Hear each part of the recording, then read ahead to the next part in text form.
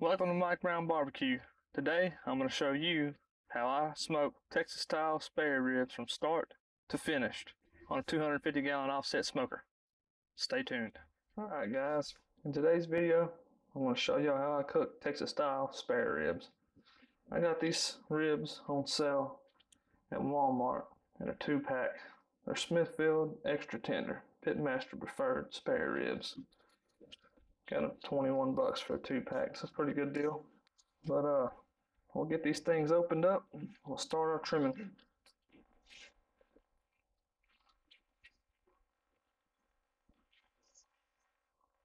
That's actually a pretty good looking spare rib right there. Alright. First thing I like to do when trimming my spare ribs is I'll flip this over where you can see there's a bone that runs right here.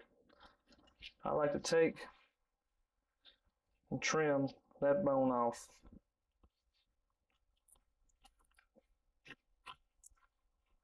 Just like that. You don't have to waste that. You can save it, make something out of it. What I like to do is put it on the pit for a little extra snack while I'm cooking. Next thing I like to do is go ahead and trim this top down right here. This meat right here is real flat and thin, and that's going to burn up. So what I like to do is come right here,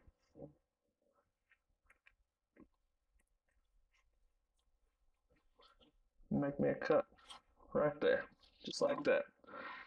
I will save this right here to make sausage with. There's no bones, there's no cartilage in that. That's good pork meat right there. So I'll save that, back seal that up. You want to give everything a decent round shape.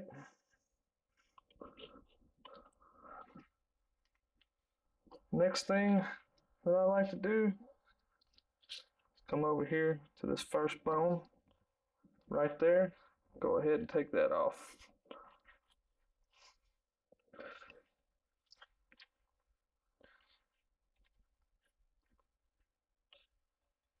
Like I said, that right there will make you a good little pit snack. Also, while I got it flipped over right here, the end meat is real thin, flappy.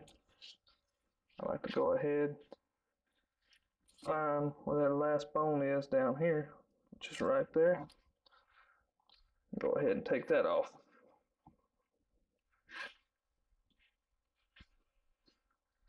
Like I said, that right there, I'll save that for sausage also. Alright, so now what we need to do is round off corners. I like to come right there, round that corner off. Nothing burns. Sharp corners burn.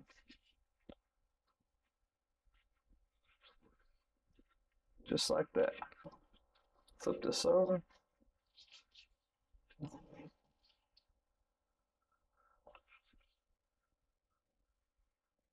Kind of take these sharp edges off. Just like that. Come over here.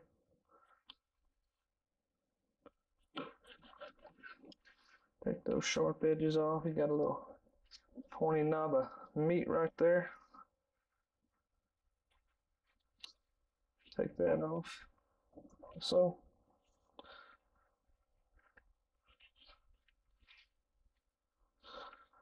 any little flaps that you got hanging on there,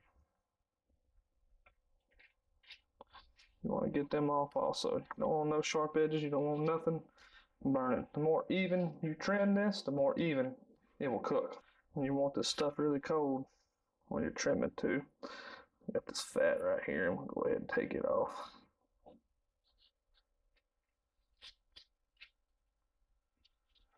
And I can sit here and I can nitpick this all day. That right there is a good, nice, round, even shape. You look how thick the rib is right here. Over here, not much of a difference there. That's what you want for an even cook on any piece of meat. as you're trimming up the barbecue. So next thing we need to do is get this seasoned up. I'm not going to worry about using a slather because this thing is already very tacky. And today what we're going to be seasoning with is what I always season with. Butcher black pepper from Badia's. 16 mesh, real good, robust pepper. We'll flip it over and we'll put it on this side first. And I almost forgot, guys, but this flap of meat back here, you want to trim it off too. It's just going to burn and get crisp. And sometimes back here, you got loose pieces of fat just hanging off. I like to take them up sometimes too. Alright, so get your clean hand ready. We're going to use butcher block black pepper by Badia's. It's 16 mesh black pepper. That's what I like to use for barbecue. Like I said, I'm not going to use no binder on this. This is all pretty tacky. I'm going to hit it with some pepper.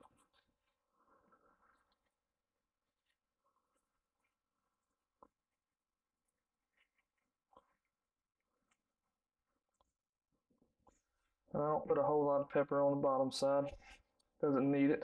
And then also today, we're going to use seasonal salt. But you know what? It ain't Lowry's. It's Bondler's Fiesta seasonal salt, which in my opinion is way better than Lowry's. We're going to go on with a generous amount of this also.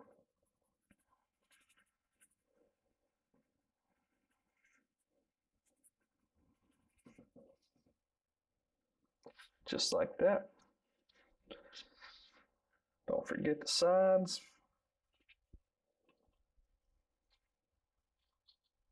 Never forget your sides. Sides need love too, folks. Then we're going to flip it over and do our presentation side the same way. 16 mesh black pepper. We're going to go a little bit heavier on this side.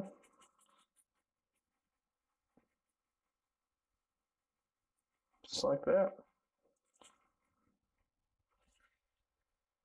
We're going to catch the sides.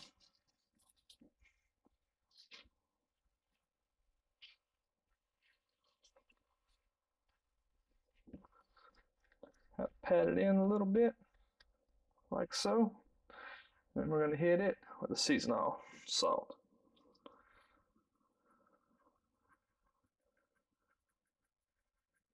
Just like that. The seasonal salt gives this thing awesome flavor. Alright, folks, so there you have it. That's how you trim and season a Texas style spare rib, full spare ribs. A lot of people like St. Louis cuts, a lot of people like baby backs, but I like a meaty rib, and this right here is a meaty rib. My favorite, absolute favorite way to do ribs is this right here. So the next time you guys will see these ribs when we put them on the pit in the morning, stay tuned. Alright guys, nothing new with the way I burn my fires down. Y'all seen that in the previous videos. I actually had a little bit of hot coal left in there from the pork belly burn ends I did yesterday. That's going. That'll be burnt down in 30 minutes. I wanted to bring y'all behind what my real thinking is for going through my wood pile to get started. Alright, I know when I'm digging through my wood pile, I know that I want to throw some dense logs on the initial coal bed for my channel logs. So I dig through here and compare sizes. And what I'm seeing on size comparison right here is these two logs are pretty close together. Dense, green, and heavy. These logs right here is what I'll use for my channel logs. One's got a little bark on them, which is always a plus. Having the bark on your wood gets a lot of smoke on your ribs up front. So I'll have these logs right here. They'll go down with the bark on the inside like that and like that. I'll find me two lesser logs that are kind of a little bit on the skinnier side, still dense. I like this one right here.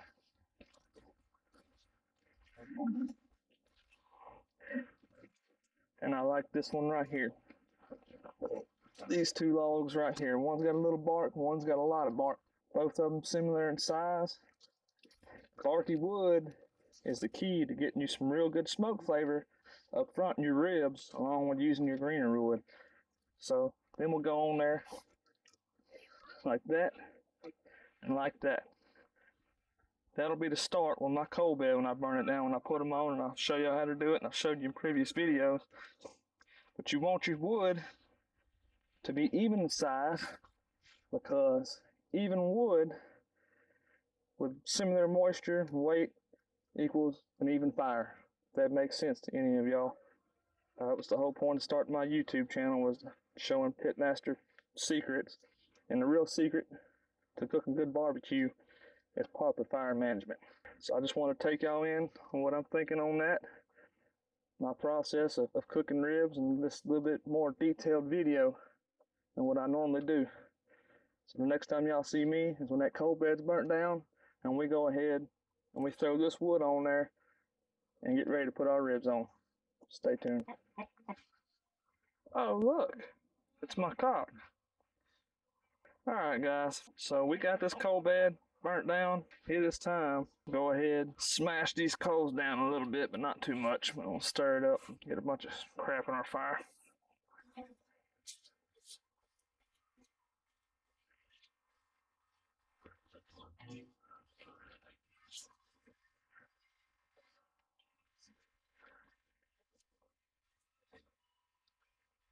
Make you a little smiley face right there in front. Airflow. And that's a ripping hot coal bed. I like that. So as stated earlier before, we're going to put our 2 dense logs on that screaming hot coal bed. Put bark facing to the inside, pieces that have bark. Put one right there. And we're going to put one right there. And we're going to take the shovel and smash them down a little bit. You want your fire to be low. A lot of people think low and slow is your temperature. But actually, low and slow is your fire. So that's taken right off. What I'm going to do is shut my door down so it doesn't take off too fast. A lot of people put dampers on their stack. I don't. I control all my airflow right here at the firebox door. So we're ready to throw our ribs on. I'll bring y'all back in just a minute. Stay tuned. Alright guys, it's time to throw our ribs on. As you can see, these ribs are pretty already. Got a nice red color to them from that Bondler seasoned all salt. They look good. So we're going to go ahead and throw them on the pit. Put this end right here, facing that way. Right back here, just like so. Scratch them up. And here is my other set of ribs right here that we didn't show get trimmed up. They look good. I'm going to put them right here. They're a little bit smaller than the other ones. You can see how much smoke's coming out right now. That's what I want. I want to blast them with good smoke flavor right off Jump Street. And there's another close-up look of them laying down. Nice and smoky. So these are going to be good. I won't look at these again for about another 3 hours. They're a real meaty rib. I know they're going to need some time. We're going to rock our temp around 275. I'll bring y'all in for updates on fire management and temperature management. Stay tuned. Smoke has gotten a lot cleaner, which means them logs are probably burned up. As you can see, we've dropped down below our target temp by 10 degrees, about the same on each gauge. So that gave me an hour and a half burn time. We'll check the smoke up there. It's cleared up, so that tells me these logs are pretty well burned down. So let's go manage the fire. Right, stay tuned. I just showed y'all the temp dropping below 275. So it tells me it's time to manage this fire. And as you can see, that first setup that I put down there is just about completely gone. That's what I wanted, with the thick channel logs on the bottom and the logs on top. That gave me roughly about an hour and a half of good smoke and burn time. And now it's time to repeat the process again. So we'll smash these down.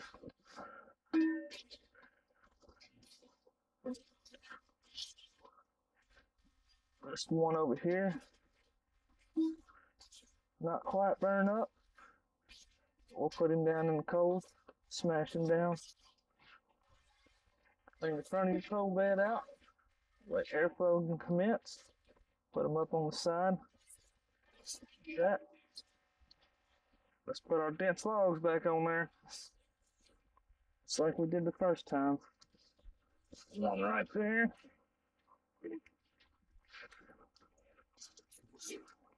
And one right there.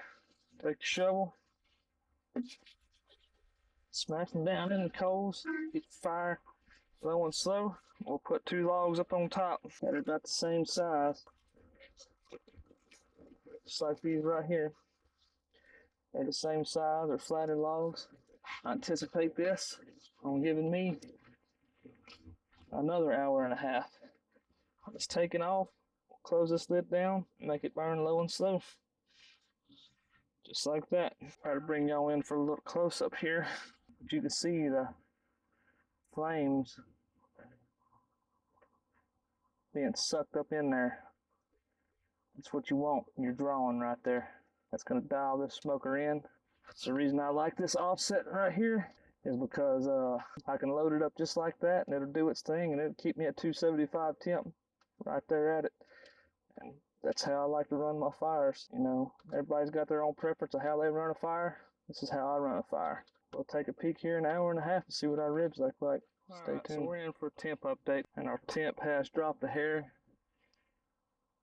We still got some good smoke coming out. So we'll come on over here to the firebox and see what we got. It looks like our back log is burned up. Our front log still got a little ways to go.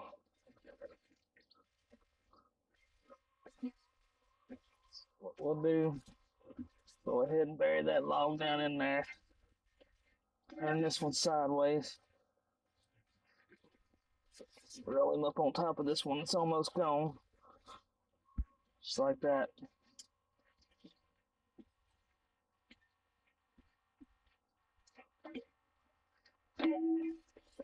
Bury this dude down in there. He's about gone.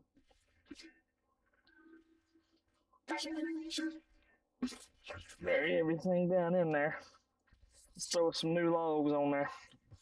One right here. And one right there. And these two are about the same size. Put this one in the back. Let's get you back.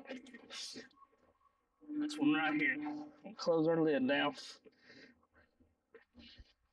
That'll get us for probably another 45 minutes. At this point in the cook, everything's going to start burning up real quick. I'm not going to put on this green wood. That meat's took in all it's going to take. Now you just want to run a clean fire and for your color and just go ahead and finish out the cook. We'll be opening that smoker up, check on them ribs here in a minute. I got a feeling right here at this 3-hour mark, we'll be ready to wrap. Stay tuned. All right, guys, time has come. We're at the 3-hour mark. We're sitting at 275. Been held a consistent 275 the whole time. Time to see what our ribs look like. Oh yeah, that looks good. See that? Dark set. They're a good, nice red color. I like my ribs a little bit darker. That's why I let them ride. 3 hours instead of 2 hours. Everyone's got their own method, how they like to do things. Me, I like to do them 3 hours. Bones are starting to pull back on them. They're looking good. So it's time to get these wrapped up. I'll bring you back here in just a minute. Stay tuned. Alright, so it's time to wrap our ribs. First thing I like to do is put down the homemade barbecue sauce. You can use whatever sauce you like. This is my homemade barbecue sauce I like to make.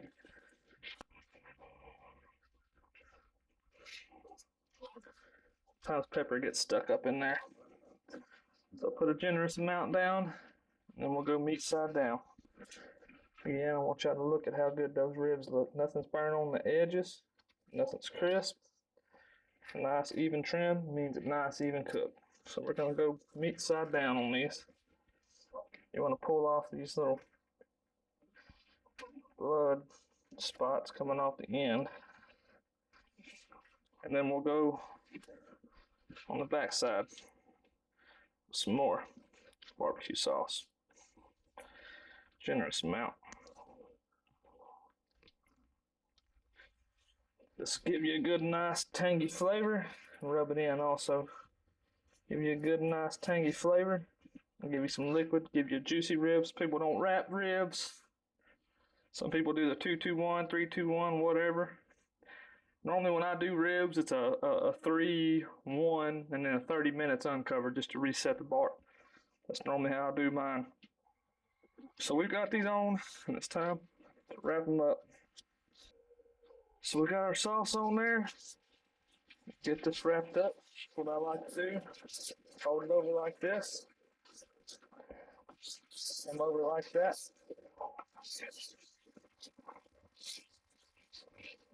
And fold the rib tight. Sometimes you'll get a bone that pokes through. It happens. So I got another piece of foil underneath it. So we can make up for that.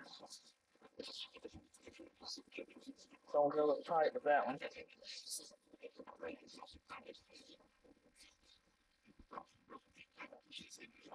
Alright, so it's double fold. And that's how I'm going to go back on the smoker. The next time you see these, when we check them for doneness, take them out of the smoker. We'll be managing a fire here in about 15 minutes. Stay tuned. Alright guys, it's time to manage this fire again. As you can see, our wood's pretty well burnt down. Our channel logs there on the right side are completely gone. We still got a little bit of dense log on that left side. So I'll go ahead and turn that log around, bury him down in the coals, bury our existing log down in the coals. They're pretty much gone. They don't have much life left to them. They're burned up. So we'll go ahead and put our next set of logs on the fire. I'm gonna go with 2 dense, bigger logs. That'll give me a lot of burn time, because at this point, we've got these ribs wrapped up. It really don't matter if they see dirty, damn it, dirty smoke. I dropped my log. But it don't matter if they see dirty smoke at this point. I just need the heat. So we got them 2 big dense logs for channel logs, and then 2 big drier pieces for heat that I'm gonna put on top of them channel logs. And that ought to carry us over for the next hour, maybe a little bit longer, until we get ready to unwrap them ribs and look and see what we got. That's taken right off, as you can see. You got you a good, nice, hot coal bed like that.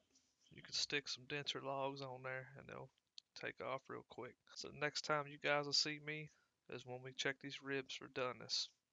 Stay tuned. Alright, time for a little temperature update. We're running a little bit under 300. We've been rocking 300 pretty consistent since the last time we managed our fire. I like to bump that heat up after I wrap, kind of speed the process up a little bit. It ain't gonna hurt nothing to do it. It's got plenty of liquid in there. It's not gonna dry out. That'll help you get done quicker. So we're right around close to the 4-hour mark, maybe a little bit over the 4-hour mark.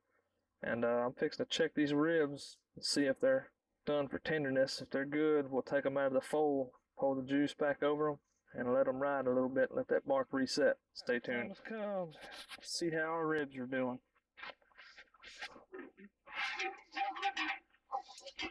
So I'm gonna let that smoke clear out a little bit. What I'm feeling for is to see how pliable they are. And that's pretty pliable. So I'm willing to bet that it's done. No, this rack's even more done. So what I like to do, take them out. And it's floppy. It's not bad. Look how pretty that is. That looks good. I like to take them out, put them back on. Dump the juice over.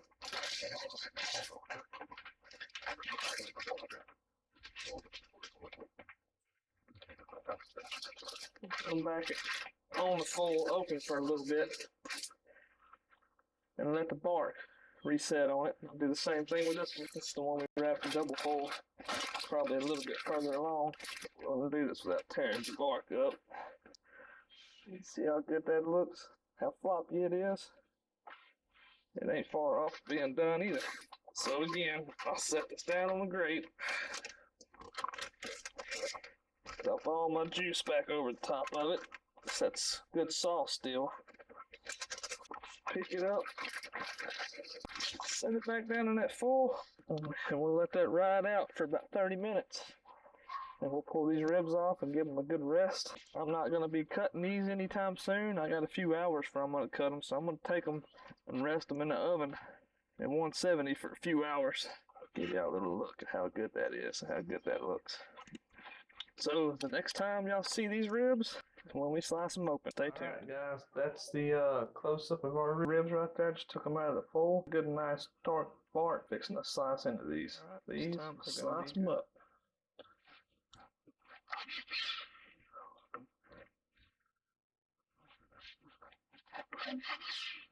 Without hitting no bone. So we'll pick this rib right here. Smoke ring. Get that juice. It's time to take a bite. See how this did. Look how pretty that rib is. That is beautiful. Perfect clean bite. That's awesome. Let's try one from in the back. See how good we really did. You can see, nice, juicy rib. Looks good, real peppery. Man, these ribs are good. Nice, clean bite. That's how I cook ribs, folks, just like that. You gotta follow my methods, but I like to go with that heavy pepper on there and get that bark. It's probably a little bit darker than what most people like, but this is how I like to eat my ribs. A few notes from the cook. We ran 275 pretty much the whole way until we wrapped. We went up to about 300, 315, somewhere in there. And just an overall good cook. I didn't mention it, but I used a mixed oak for this. Not really particular any species. I got a pile of mixed oak out there, so I used mixed oak. Give me a like and subscribe if y'all like this video. See y'all next time.